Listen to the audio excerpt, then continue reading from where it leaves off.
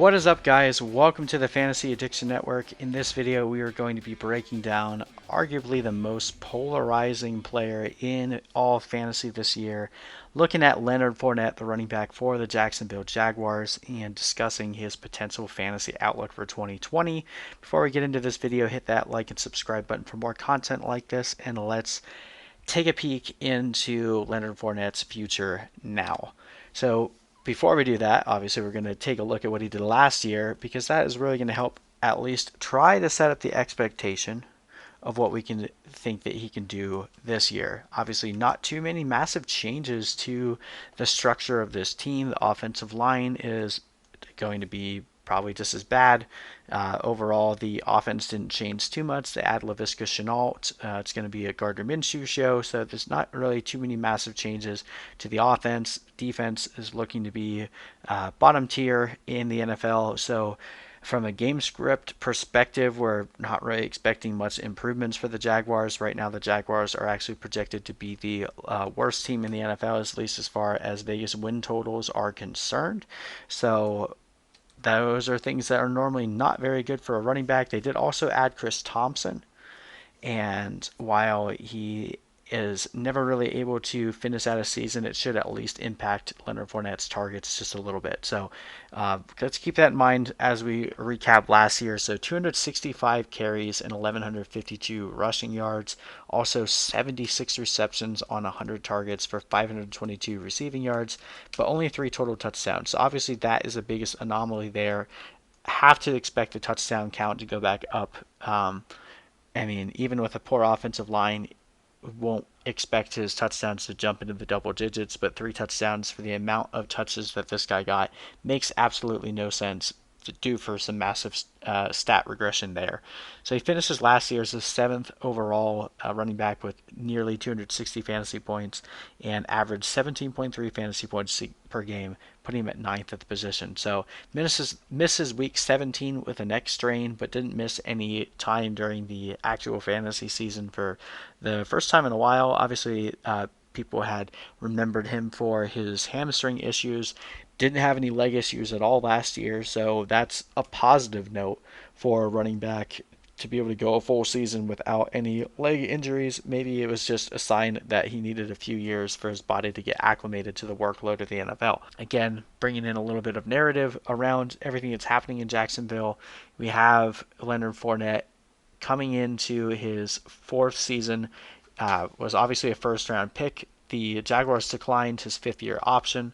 So this is going to be his final year in Jacksonville. They've tried to trade him in the offseason. Obviously, he could still be a potential trade target as the season goes on, which could be a little bit of a disruption for fantasy, but likely he'd be going to a team that would be giving him a pretty sizable workload and could be arguably a better situation. So I'm not really too concerned in terms of his value, considering that he might not finish the season as a Jaguar. That doesn't really play too much into our analysis, although we do have to keep that in the back of our minds that is a potential, especially when we're talking about him in the middle of the season. So reviewing last year, I mean, really very consistent. Had one poor outing against the Chargers where he didn't even finish as a running back 3.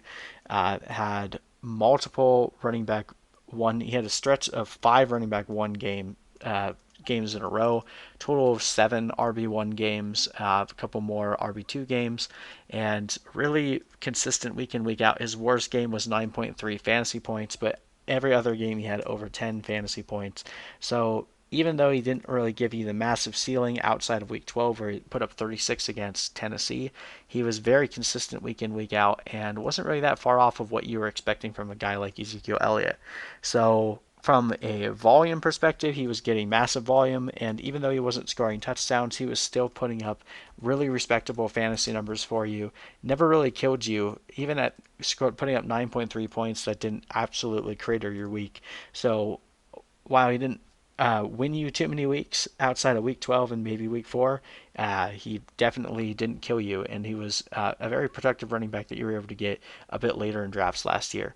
So knowing this, and seeing where he finished last year, his ADP has actually gone down from where he was in the previous season. So before he was going around the early 3rd round. Now you can get him as late as the end of the 3rd, sometimes even into the 4th.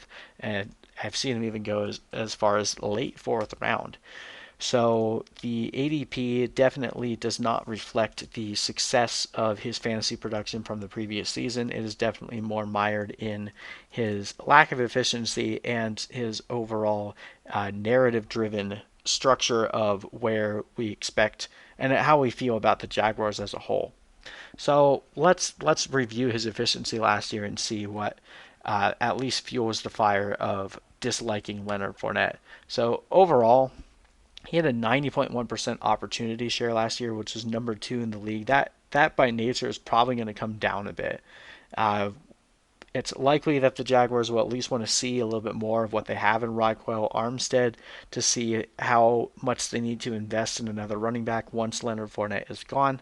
Obviously, we mentioned that they added Chris Thompson, so that's probably going to take away from some of the target load for Leonard Fournette, but we don't expect Chris Thompson in his 30s to be able to play a whole season when he wasn't able to do it pretty much ever.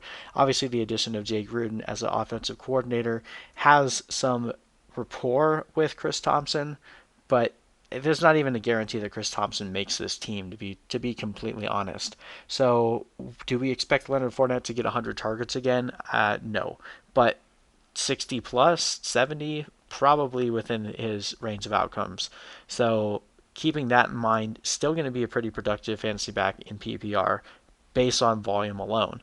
Last year, he faced the 38th best in air quotes, run blocking efficiency at a score of 67.3. That's not getting any better. He faced a negative 6.79 gain script, 29th in the NFL. That's not getting any better either because their offensive line and their defense isn't really projected to be any better. So I'm not expecting there to be much more opportunity in the way of how the Jaguars are going to play this year. So it's going to be a pretty similar season, but if he continues to get the same amount of volume that he gets, it really won't matter. It finished with 16.7% juke rate, which is 46th. Did actually have a decent amount of yards created, but again, probably more due to the volume, finishing with 8th in the NFL. And he averaged 7.1 defenders in the box, which was 4th most among qualified running backs. So it was a pretty rough year for the Jaguars, constantly facing a poor game script, not always facing facing a high amount of defenders in the box.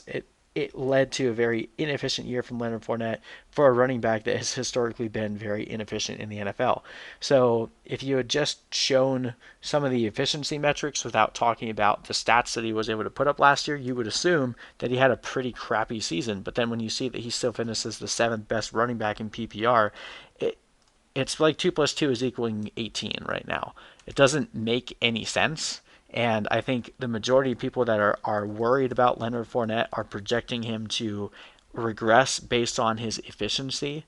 And based on our initial projections, I think we're there in agreeing with that thought process. So we have him dropping below 1,000 rushing yards. We have his receptions going down, again, getting about 60, 70 targets. We have his receptions going down to 43, but obviously that could go up.